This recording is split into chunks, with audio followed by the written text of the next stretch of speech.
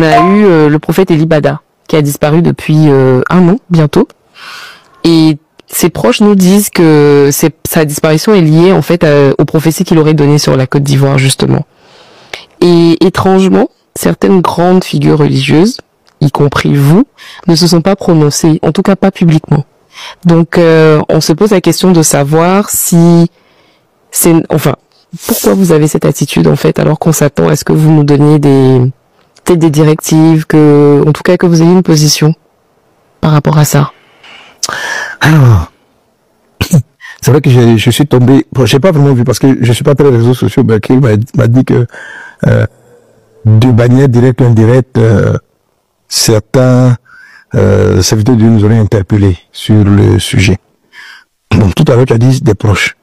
Mais est-ce que tu as déjà vu sa femme ou l'église dire ouvertement qu'il aurait été enlevé par le gouvernement, ouvertement, ses proches ou l'église? Effectivement, non. Voilà, jamais. Donc, je demande aux gens, vous savez, quand il y a l'événement qui se produit, il y a des premières personnes qui sont concernées. J'ai vu beaucoup de gens qui sont agités, je dis, mais ils dirigent un mouvement, ils dirigent une église. C'est eux qui vont dire, nous sommes inquiets. La police ou les éléments l'ont pris, l'ont pas pris, etc. Et puis vont nous interpeller. Alors, pour ce qui me concerne, personnellement, j'ai rencontré les membres de l'église. Voilà, mais on n'a pas besoin de le publier. Je les ai rencontrés, j'ai parlé avec ce truc. Qu'est-ce qu'il en était? Quel était vraiment le problème? Et puis j'ai ma sensation prophétique. Peut-être que je me trompe, mais ma sensation prophétique, c'est que lui-même, je crois que Dieu lui aurait demandé de faire un retrait. Pourquoi, je sais pas. Et je pense qu'à un moment donné, il va réapparaître. Et il va réapparaître. Vous savez, quelquefois, Dieu peut contraindre un serviteur de Dieu à dire tu te tais. Voilà, donc, c'est cette impression que j'avais.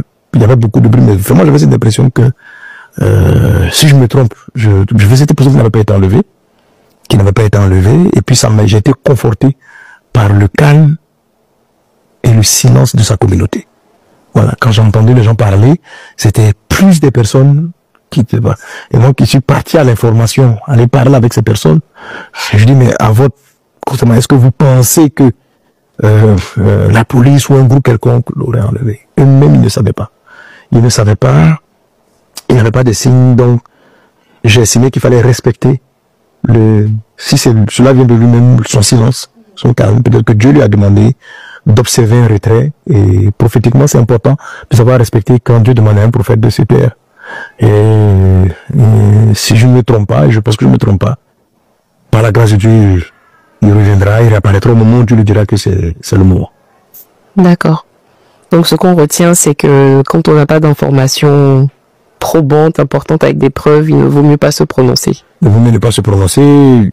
Mais si tu te lèves et puis tu commences à parler, puis tu te dis, mais non, le gars n'est jamais enlevé. C'est ça. D'accord.